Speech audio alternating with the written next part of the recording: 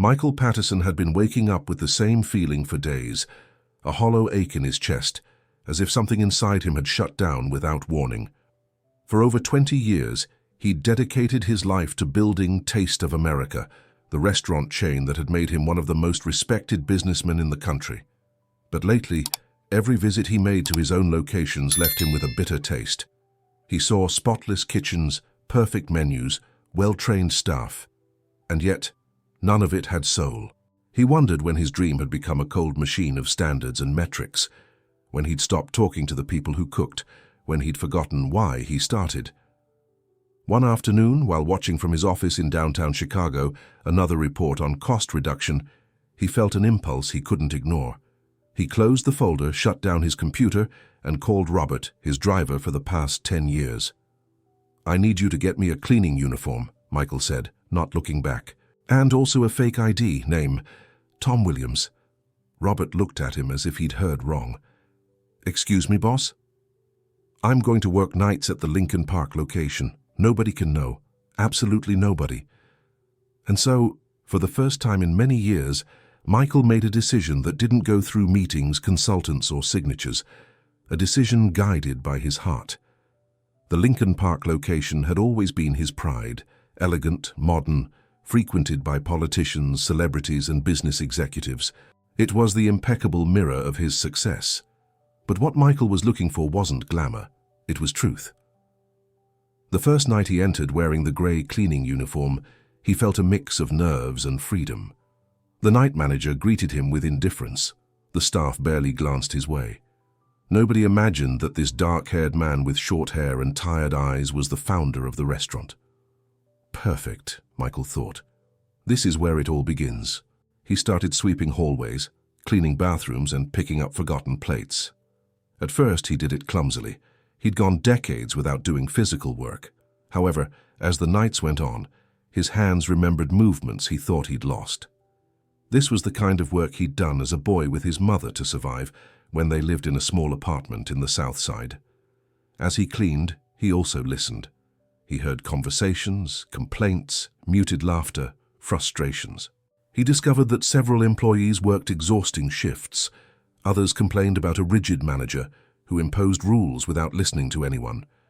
There was no happiness, no passion, only exhaustion. When his shift ended near dawn, Michael left with a heavier heart than when he'd arrived. Near the second week, on a cold, silent night, while picking up trash in the kitchen, he heard a sound that made him stop.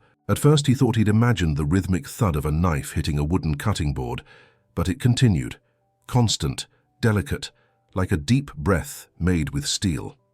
The clock showed 3 in the morning. Carefully he peered around the metal wall that separated the prep area. What he saw left him motionless.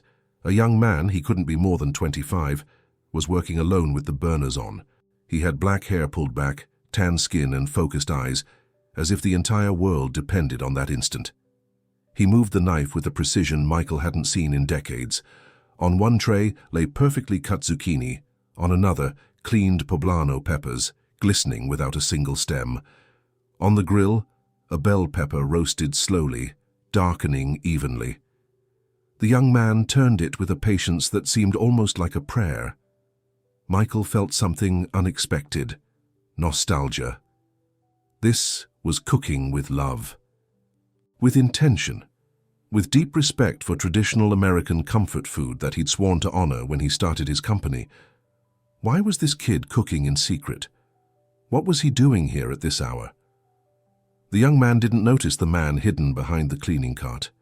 He hummed quietly, an old melody, one Michael remembered hearing his mother sing while she prepared black-eyed peas with ham hocks.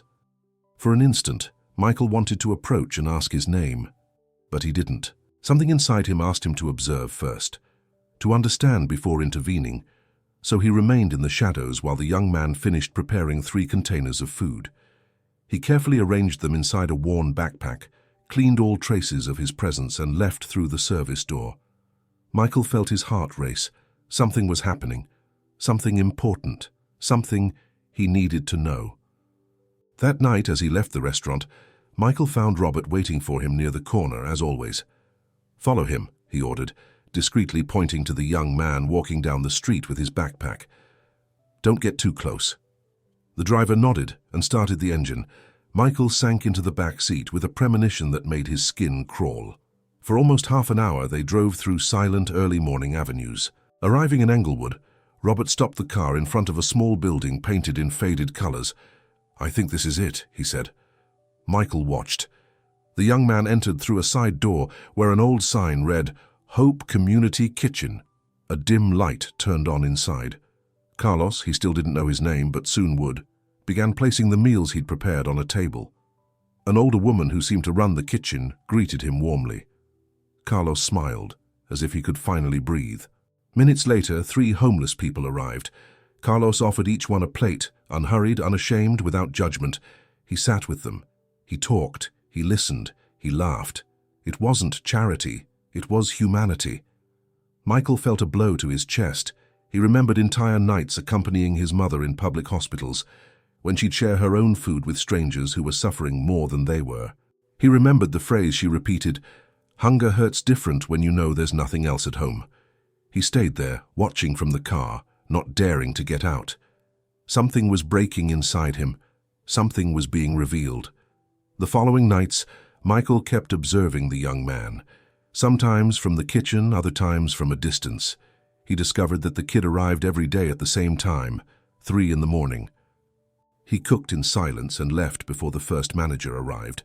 Michael also heard other employees talk about him. "That's Carlos Rodriguez," a cook commented one night, not knowing Michael was listening. "Good kid, but he's always tired, works too much. Nobody understands why." Carlos didn't talk to anyone. He didn't complain. He didn't show off what he did. He simply cooked with that mix of technique and heart that almost nobody had anymore. One early morning, while Tom was cleaning the area where Carlos had been minutes before, he found a forgotten notebook. It was filled with recipes written in tight handwriting, notes about ingredients, quick sketches of traditional dishes. He leafed through it carefully, as if it were something sacred. In one corner he read a phrase, "Cooking for others is caring for the soul of someone you don't know."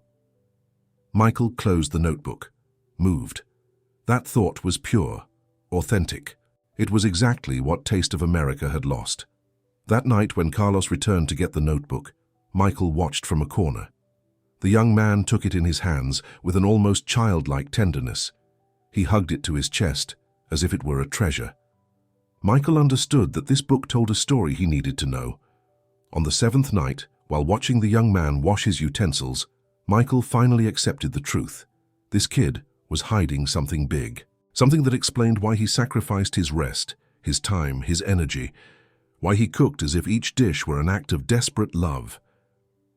When Carlos left, Michael remained alone in the silent kitchen. The smell of roasted bell pepper still floated in the air, and there, between the metallic shine of the tables and the echo of the last song the young man had hummed, Michael asked himself a question he couldn't shake. Who are you, Carlos Rodriguez? And why do you carry such a big heart, so silent, so worn out? That question would haunt him for a long time, and it would change his life forever. The following days became a silent routine of observation and discovery. Michael, still under the identity of Tom Williams, continued sweeping floors, mopping hallways, and washing dishes, but now with a different purpose. Every movement, every corner, every aroma was related to a single question that consumed him. What drives Carlos Rodriguez to sacrifice his early mornings to cook for strangers? Robert, the driver, also had a parallel mission. With discretion, he talked to neighbors of the community kitchen, asked questions without raising suspicion, listened carefully. Little by little, the pieces began to fit together. "They say he's an angel," a volunteer told the driver. "He comes with hot food every day, never misses one. He doesn't ask for anything, never wants applause, and he always brings a smile, even though you can see the exhaustion in his eyes." What at first seemed like a generous gesture began to take on deeper nuances. Michael made mental notes of everything. The young chef didn't just cook, he sustained lives, and he did it with a level of discipline and love that Michael could barely comprehend. One night, after finishing his shift as a cleaner, Michael got into the car where Robert was waiting for him. The driver watched him from the rearview mirror with the expression of someone carrying important information. "Boss, I found out something else." Michael took a deep breath. "Tell me." Carlos had a full scholarship to study culinary arts at Le Cordon Bleu in Paris, a scholarship almost nobody gets. Michael felt an impact in his chest, as if the air had been knocked out of him. He knew that institution better than many chefs. It was the golden dream, the birthplace of the greats, the place he himself could never reach because he didn't have money. And why didn't he go, asked Michael, though he already sensed something dark behind it. Robert lowered his gaze. "His mom, boss, Mrs. Rosa. She's sick." That name, so simple, so everyday, lodged itself in Michael's memory like a thorn. Mrs. Rosa. It reminded him of his own mother. He imagined her in front of a stove, fighting against life while he was barely a boy. Days later, Robert returned with more information. The final confirmation. Pancreatic cancer, advanced stage. Michael closed his eyes. He felt a tingling in his throat, a familiar burning, a pain he thought buried.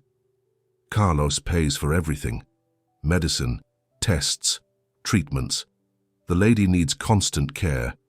And he doesn't stop working, boss. He has up to 3 temporary jobs besides the restaurant. They told me he sleeps about 3 hours a day. Michael said nothing for almost a full minute.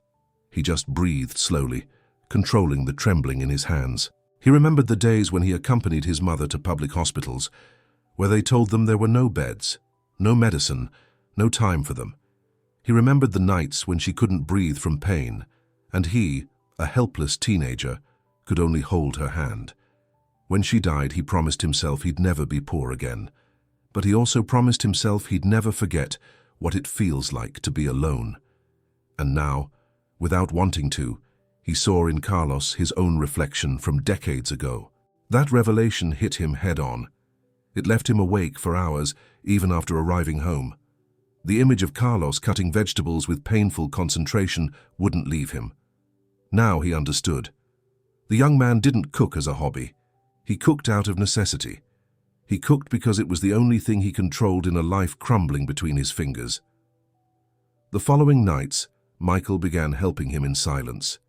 He cleaned faster than before, to have more time to follow him from afar. He got used to the sound of Carlos's knife, his tired breathing, the small phrases the young man murmured while cooking. "Hang in there, Mom. Almost there, Mom. Today, it's going to turn out better."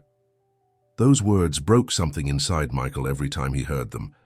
Carlos didn't know he had a witness who admired him, who understood him, who suffered with him. One particularly cold early morning, Michael noticed something different.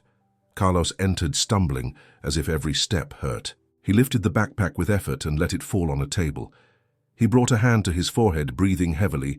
His eyes were sunken, deep, dark circles, pale skin. He tried to light the stove, but his hand trembled so much he dropped the lighter. He murmured a "no, no, no" with silent desperation. Michael took a step forward but stopped, trapped between his false identity and his instinct to help. Carlos leaned one hand on the wall, then on the table, then on nothing. The young man collapsed. Michael reacted before thinking. He ran to him, caught him before he hit the floor, and laid him down carefully. Carlos was conscious but dizzy, breathing with difficulty. "Easy, breathe," said Michael, forgetting for a moment that he was Tom Williams. Carlos looked at him with glazed eyes. "I'm okay, just haven't slept." But his body said otherwise. Michael helped him sit. He offered him water. He wiped the sweat from his forehead. And in that moment, while holding the young man, a wave of memories hit him with brutal force. He had been there, on that same edge, sleeping on dirty dishes, working endless shifts to pay for medicine that was never enough. And although he'd managed to escape, his mother hadn't. Carlos insisted on standing up. "Don't tell anyone," he begged, embarrassed. "If the manager finds out I came in like this, they'll cut my hours. I need the money. I really need it." Michael felt a knot in his throat. That fear, that silent struggle, that terror of losing the little you have, was his too. "I won't say anything," he promised in a low voice. He helped Carlos sit in front of the unlit stove. He watched him close his eyes for a few seconds, exhausted. But then, with an almost cruel discipline, the young man stood up again to continue cooking. Michael wanted to yell at him to stop, to go rest, that nobody could carry that weight alone. But he knew Carlos wouldn't listen, because he wouldn't have listened either at that age. That night Michael couldn't work. He couldn't sleep when he got home either. Sitting in the darkness of his living room, hands intertwined, he thought about what he'd seen. Thought about Carlos fainting. Thought about his dead mother. Thought about how his company had lost the heart he'd wanted to build. And then, without saying it aloud, he made a silent oath. I won't allow this kid to end up like my mother.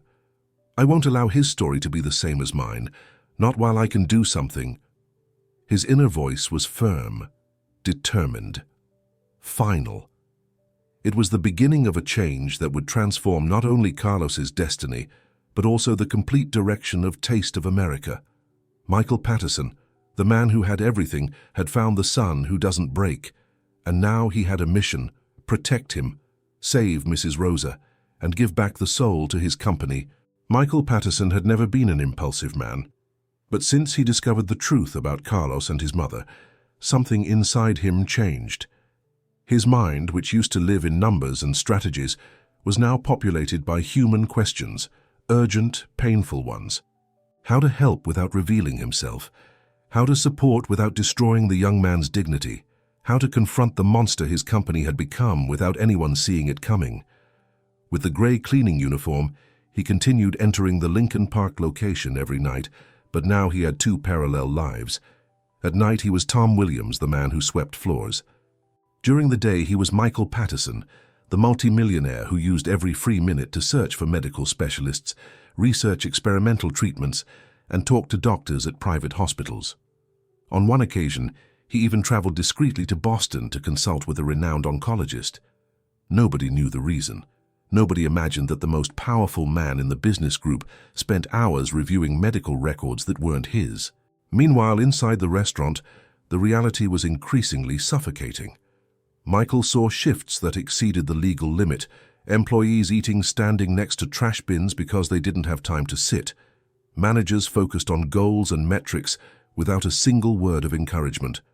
All that coldness hit him like a cruel mirror. The company he'd built to honor his mother had become an institution where she would never have wanted to work. The tension exploded one night. Carlos arrived a few minutes late, just a few minutes. But for the general manager, that was enough to make a spectacle. "Rodriguez," his voice boomed in the kitchen. "Late again. What's wrong with you? You think you're indispensable." Michael was cleaning nearby, pretending not to hear, though every word burned inside him. Carlos swallowed hard. "Sorry, boss, I had to—" "I don't care," the manager interrupted, puffing out his chest as if he owned the world. "I already warned you. Keep showing up late and I'll cut your hours. You know how many people want your job? How many people would be willing to work twice as hard as you?" Carlos lowered his gaze. He didn't defend himself. He didn't explain he'd come from the hospital. He didn't say he'd slept 2 hours. He didn't mention that his mother had had a severe pain episode that afternoon. Michael felt his fingers go numb on the mop handle. He wanted to scream. He wanted to intervene. He wanted to throw the mop in the manager's face, but he couldn't. Not yet. However, something broke inside him.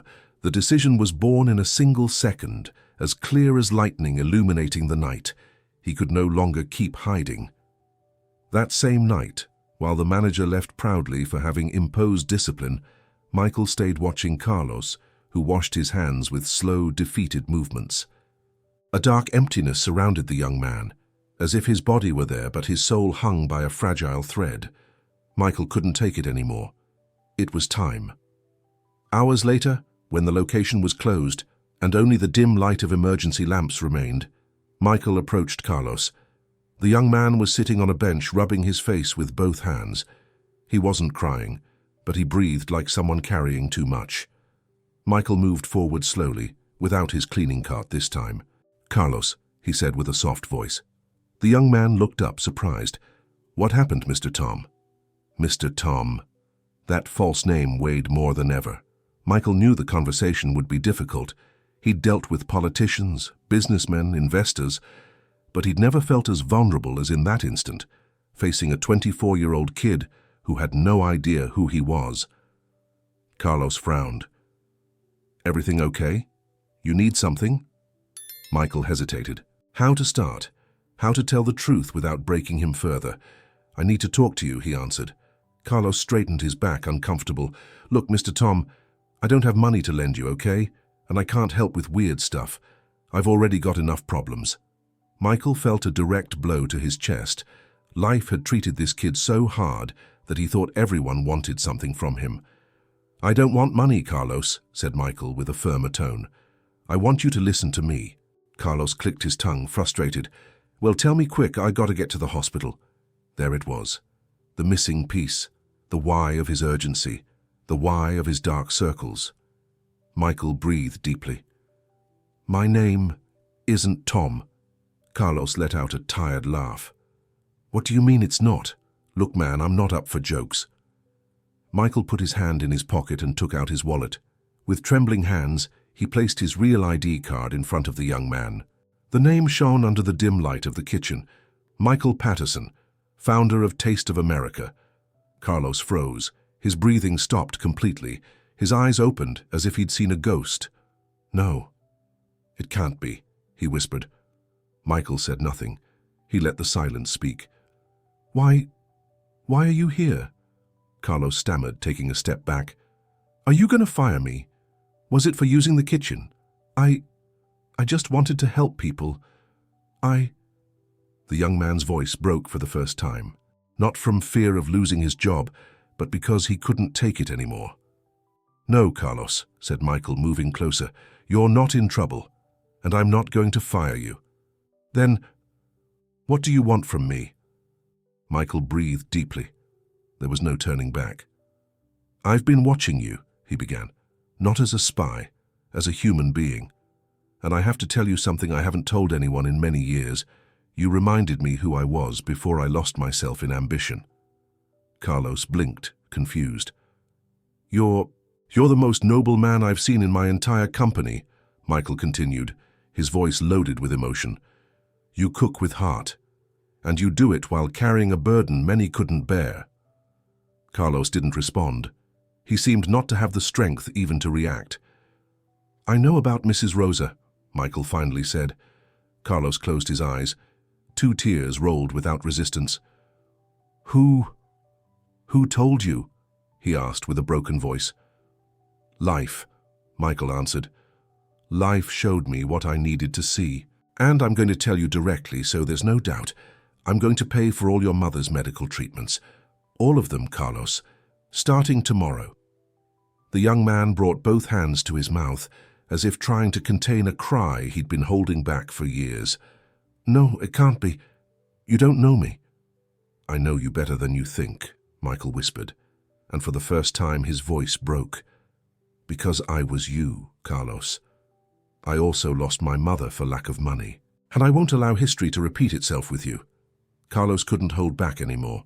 The crying came out like a torrent, silent but devastating. Michael took a step forward, hesitating an instant, and then the young man hugged him with desperate strength, like someone hugging a life-preserver after years of storm. Michael returned the embrace, not as a boss, not as a businessman, but as one man touched by another man. In that instant, they were no longer a multimillionaire and an employee. They were 2 wounded souls recognizing each other in the darkness. And so, wrapped in that embrace that neither had sought but both needed, destiny took a new course, one that would transform not only their lives, but also the heart of an entire company. The news came one bright morning. Mrs. Rosa had responded surprisingly well to the new treatment. The tests showed an improvement that doctors didn't dare call a miracle, but Carlos certainly felt it was one. For the first time in many months, his mother woke up without screaming in pain. She ate better. She smiled. Carlos, still in disbelief, spent hours by her side.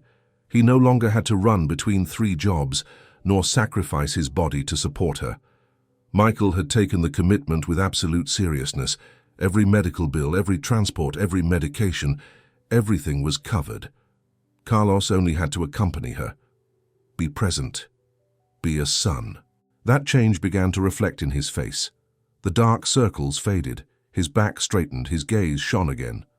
The young man looked like a 24-year-old again, not a man aged by life. But the transformation wasn't only happening in him. Michael was changing too. After revealing his identity, Michael stopped working as Tom Williams. However, he continued visiting the Lincoln Park location frequently, now with his real name, observing with different eyes the functioning of his company. And what he saw he didn't like: insufficient salaries, excessive shifts, managers who led with fear instead of leadership, cooks with evident physical wear, servers rotating every few weeks. Taste of America was fractured from within. It had forgotten its purpose.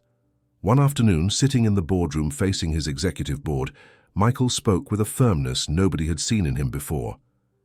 "Taste of America no longer has soul," he declared without beating around the bush, "and a company without soul is destined to die, no matter how much money it produces." The board members looked at each other, confused and alert. Michael continued, "We're going to become a private company. We'll no longer be publicly traded. We need to free ourselves from the pressure of investors who value profits more than people." There was a heavy silence. Then protest erupted. "It's insane. The stock will plummet. We'll lose millions. The investors will sue us." Michael raised a hand. It didn't tremble. It didn't hesitate. "If we continue like this, we'll lose something worse. We'll lose our humanity. And I won't lead a company that behaves like a monster." The incredulous looks didn't stop him. Sometimes a leader must be willing to destroy what he built to save what really matters. In the following days, Michael made decisions that shook the foundations of Taste of America. He reduced work shifts. He increased salaries for all operational employees. He implemented mandatory days off. He closed kitchens that demanded too much staff for unsustainable hours. And he created the most ambitious project of his life, a universal medical fund for all workers and their families. "Nobody in this company will ever lose a loved one for lack of money again," he said during the official announcement. Nobody. That phrase traveled through all the restaurants, all the kitchens, all the offices. Workers who had never seen Michael in person now saw him stand in the places where they sweated every day. They heard him talk about dignity, about empathy, about human responsibility. The reactions were immediate. There were tears, hugs, applause, and a collective feeling of hope that Taste of America hadn't felt in years. In the midst of that change, Michael called Carlos to his office for the first time. The young man arrived nervous, with his recipe notebook in hand, the one he never let go of, as if his entire identity were in its pages. "Carlos, I need to talk to you about your future here," said Michael, inviting him to sit. Carlos swallowed hard. "If I did something wrong, tell me, sir. You didn't do anything wrong," Michael answered with a soft smile. "On the contrary, I need you to accept a new position." Carlos blinked, not understanding. "I want you to be our new executive chef," Michael continued, "not just for this location, but for the entire chain." Carlos opened his eyes wide with disbelief. I can't accept something like that. There are older chefs with more experience. I barely—" "You deserve it," Michael interrupted. "And not out of pity or because of what you're going through with your mother. You deserve it because you're one of the chefs with the most heart I've seen in my entire career, and that can't be taught. You're born with it." The silence stretched for a few seconds. Then Carlos nodded with eyes full of contained tears. "I accept," he said with a broken voice. "Thank you.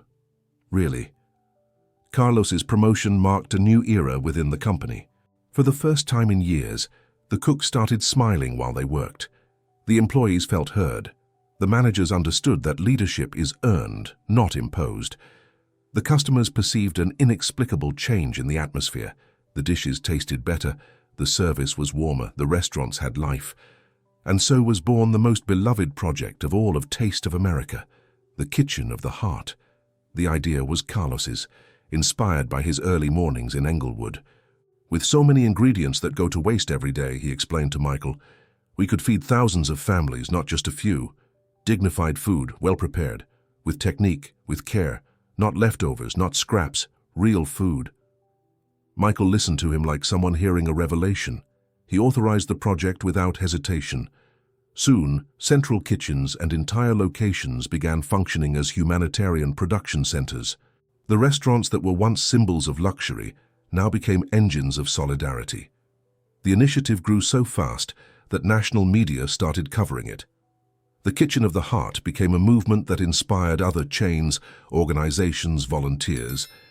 Taste of America was reborn. It was no longer just a brand, it was an example. A month later, one of the most emotional moments in history occurred. It was a calm morning when Carlos arrived at the central kitchen to coordinate a new menu for vulnerable families. Drawers, trays, and pots clinked while the team worked with renewed enthusiasm. Suddenly, someone gently knocked on the door. Carlos turned. "Carlitos," said a sweet, warm voice. The world stopped. Mrs. Rosa was there, leaning on a cane, but standing, dressed in a blue shawl and a smile that lit up the entire room. It was the first time she'd left the hospital without help in months. Carlos ran to her, hugged her carefully, trembling with emotion. "Mom, how—" "I wanted to see where you work," she answered, caressing his face. "And I wanted to see the person who extended a hand to you when you needed it most." Michael, who was in the back supervising storage, approached slowly. Mrs. Rosa looked at him as if she'd known him forever. "Thank you, Mr. Michael," she said with a soft voice. "How you saw in my son what many overlooked, and I'll never forget that." Carlos had tears in his eyes. Michael did too. In that instant, without needing words, the three understood that something united them forever, something stronger than blood, than money, than success, something deeply human. As the morning progressed and Carlos guided his mother through the kitchen, Michael leaned against a stainless steel table and allowed himself a moment of reflection. He remembered the small apartment where he grew up. He remembered the nights without medicine for his mother. He remembered the hunger. He remembered his oath to never forget invisible suffering. And now, there he was, watching how a young man, whom life had tried to break again and again, became a leader, an inspiration, hope. Michael breathed deeply. Finally, he understood.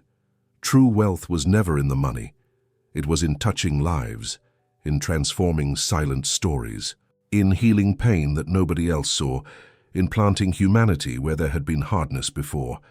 That was the legacy worth leaving. That was the real taste of America, the taste of the heart.